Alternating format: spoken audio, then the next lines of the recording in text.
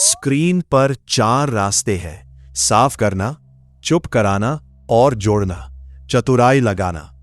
बीच में एक वाक्य अभी भेजा नहीं गया, मुझसे गलती हुई। चारों रास्ते चलने के बाद भी वह सच वही क्यों है? मान लीजिए काम पर आपसे गलत रिपोर्ट चली गई। सच बताने से पहले आपने मेज साफ की, फोन मौन किया, नया कार्य तरीका खरीदा और गलती को सही साबित करने वाला लंबा संदेश बना लिया।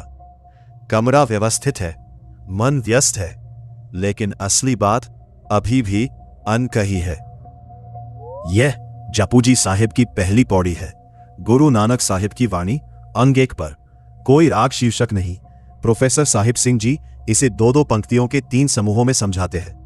कहानी आज का हमारा उदाहरण है, मूल अर्थ नहीं। सोचें सोच न होवै, जय सोची लख वार। चुपे चुप न होवे, जय लाए रहा लिवतार। सोचाए शुचि रखने से, सोच मन की पवित्रता। दर्पण इसे केवल विचार करना नहीं पड़ता। न होवई नहीं हो सकती। जे भले ही सोची मैं शुचि रखूं, लखवार लाख बार। अगली पंक्ति में चुपाए, बाहर चुप रहने से, चुप मन की शांति। लाए रहा लगाए रखूं और लिव तार, एक तार ध्यान की धारा।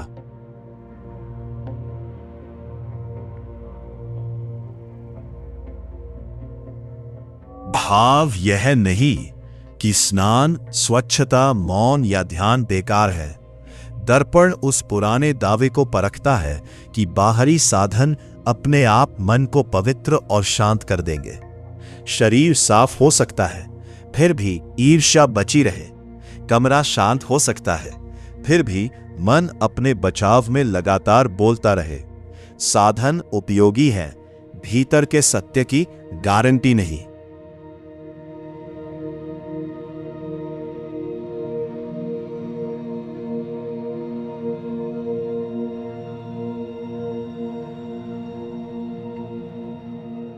हमारी कहानी में मेज साफ करना और फोन मौन करना गलत नहीं था, मगर उससे गलत रिपोर्ट सही नहीं हुई। पहली 2 पंक्तियां फर्क दिखाती हैं। वातावरण संभालना एक काम है, अपनी गलती का सच देखना दूसरा। मौन तब मदद करता है जब वो सत्य से मिलने की जगह बने, छिपने की नहीं। भूखिया भूख ना उतरी, जे बनना पुरिया भार। सहस सियानपा लख हो ही, तो इक ना चले नाली। भूखिया तृष्णा के अधीन रहते हुए, भूख लालच ना उतरी, दूर नहीं होती। जे बनना यदि मैं समेट लूं पुरिया भार, सारे लोकों के पदार्थों के ढेर। फिर सहस हजारों, सियाणपा चतुराइयां, लख हो ही लाखों हो, तो एक न चले नाली, तो एक भी सचमुच साथ नहीं देती।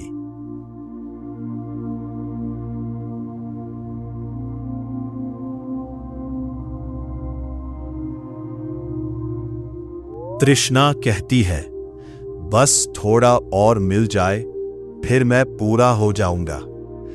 लेकिन जिस मन ने काफी पहचानना नहीं सीखा, उसके लिए अगली वस्तु कुछ देर बाद फिर कम पड़ जाती है। बुद्धि भी अनमोल है, पर चतुराई तब दीवार बनती है जब वह सत्य की जगह सफाई पेश करे। ज्यादा साधन और ज्यादा दलील अपने आप ज्यादा सच्चा जीवन नहीं बनाते।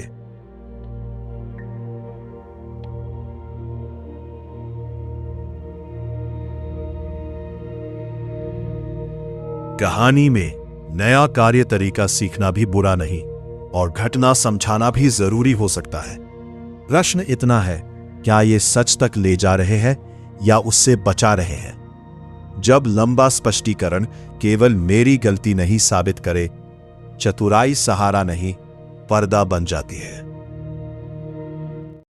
किव सचियारा होइए, किव कूड़े टूटे पाल। हुक्म रजाई चलना, नानक लिखिया नाल।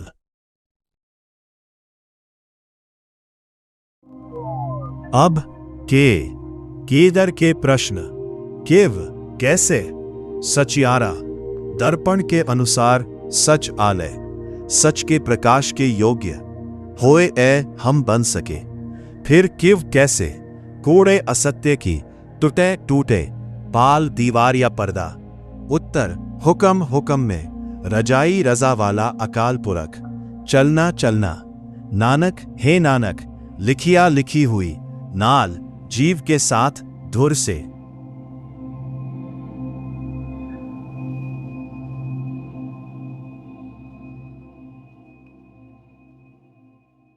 उत्तर आसपास की चीजों पर और नियंत्रण नहीं जोड़ता, जीवन की दिशा बदलता है। सचियारा केवल बहस में सही साबित होना नहीं, दर्पण का भाव है, ऐसा मन जिसमें अकाल पुरख के सत्य का प्रकाश हो सके।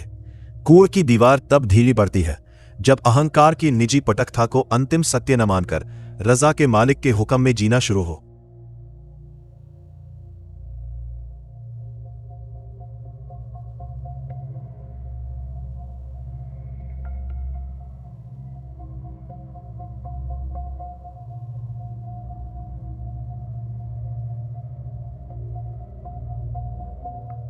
हुक्म में चलना निष्क्रिय भाग्यवाद नहीं, अन्याय देखकर चुप रहना भी नहीं।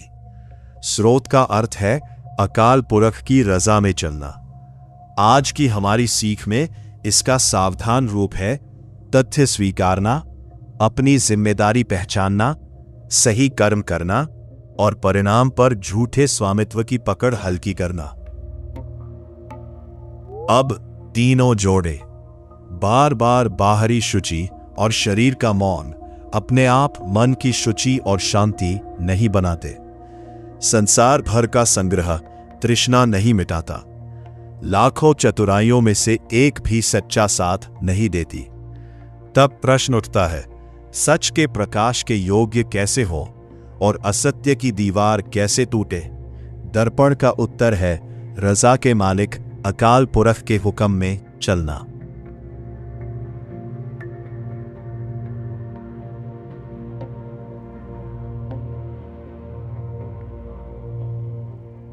सीमा साफ रखिए।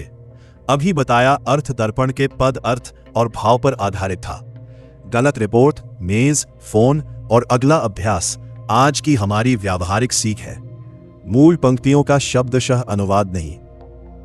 कहानी का व्यक्ति आखिर सुधार वाला संदेश भेजता है, गलत फाइल मेरी ओर से गई, इसका असर यह हुआ, सही फाइल और सुधार की योजना यह है।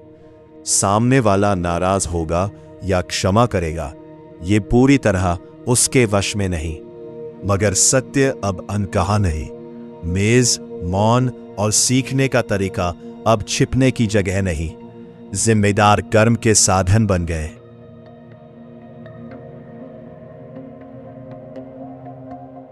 किसी एक उलझन पर 3 सवाल लिखिए। पहला, मैं असुविधा को केवल साफ, दबा, खरीद या समझा तो नहीं रहा? दूसरा, तथ्य और मेरी जिम्मेदारी क्या है?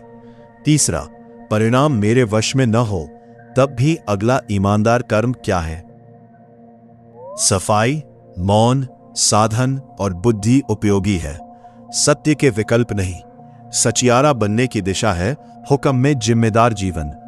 अब दूसरी पौड़ी अगला प्रश्न खोलेगी, यह हुक्म कितना व्यापक है और इसके बाहर कौन है?